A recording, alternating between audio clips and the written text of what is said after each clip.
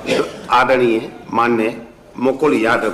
मान्यवर, आपने मुझे अनुपूरक बजट पर बोलने का मौका दिया, उसके लिए तहे दिल से आपका धन्यवाद।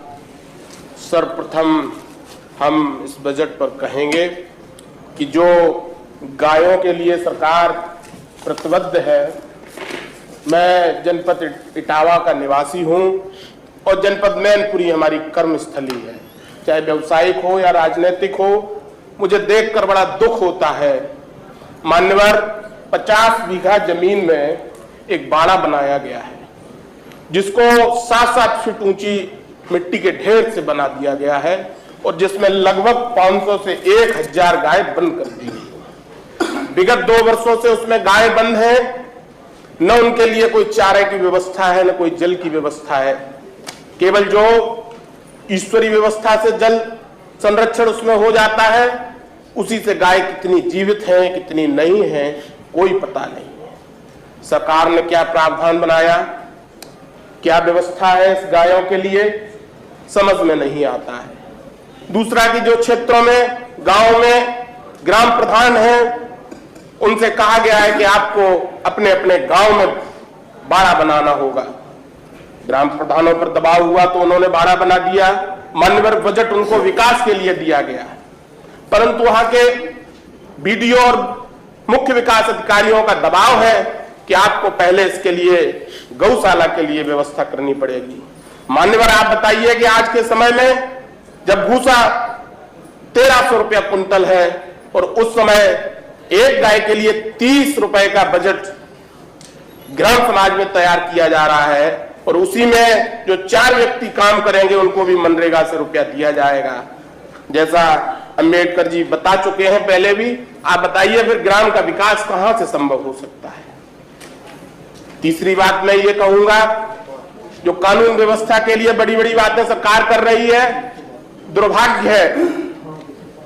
मैं चुनाव पे नहीं बोलूंगा, लेकिन ऐसा भी लोकतंत्र में नहीं होना चाहिए जो मैंने अपनी आंखों से कल देखा है। मैं पिछले 25 वर्ष से व्यक्तिगत, जब से मैंने शुद्ध संभाली है, मैं राजनीति के क्षेत्र में कहीं ना कहीं उससे साथ में रहा हूं, आपके भी साथ में रहा हूं और इधर भी मैं रहा हूं।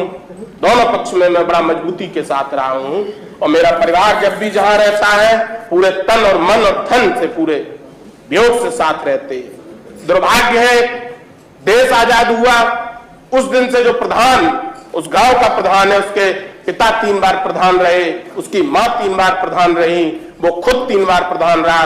देश आजाद के बाद सिर्फ एक बार चुनाव हारा। मान्यवर, और कल के दिन जब वो पोलिंग बूथ पर एजेंट बना तो मान्यवर उसके घर जाके इंस्पेक्टर गाली देता है माइक से, लेकिन उसने पोलिंग बूथ नहीं छोड़ा।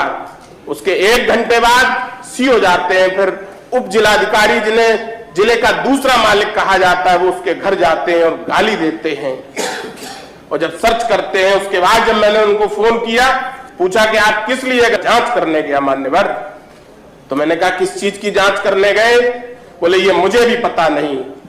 घबरा गए। बताइए ये कहां लोकतंत्र बचेगा? और आप जिस सरकार की, मैं नहीं ये कहता हूं कि आप बजट में कमी रखें और बजट दें, लोकतंत्र की कम से कम मर्यादा बना के रखें। यदि हम लोग जो जनप्रतिनिधि हैं, हम लोगों का सम्मान नहीं होगा, आप साथियों का भी नहीं होगा, तो कौन मानेगा?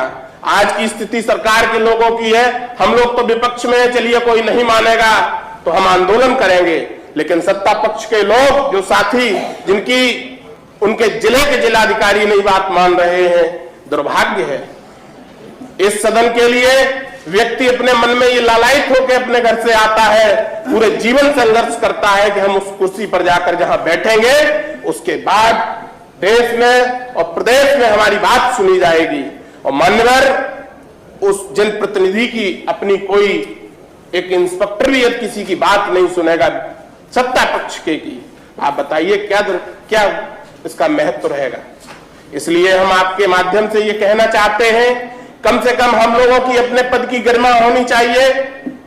एक सदन के मेंबर की जो प्रभावशाली और समाज को एक नई दिशा देता है। शिक्षक संघ बैठे हुए हैं, अध्यापक, गुरुजन, आप ही के किसी साथी ने हमें पढ़ाया होगा, कंक्लूड कर दीजिए, समय हो गया है जी। आप ही के कहीं ना कहीं किसी साथी ने मुझे पढ़ाया होगा, मुझे यहाँ भेजा होगा, लेकिन दुर्भाग्य है आज इनका भी अपमान हो रहा है समाज में। जब समाज में ये गिरावट आएगी मान्यवर, तो फिर इस बजट से क्या फायदा होगी। और जहां एक कुंभ की बात की जा रही है, मैं सिर्फ इतनी सी बात कह के बात को समाप्त करूंगा कि इस संविधान का सबसे बड़ा कुंभ है, ये सबसे बड़ा पर्व है और ये सबसे बड़ा धर्म है।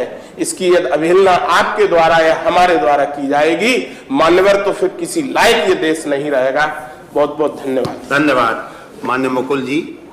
माननीय मंत्री नरेंद्र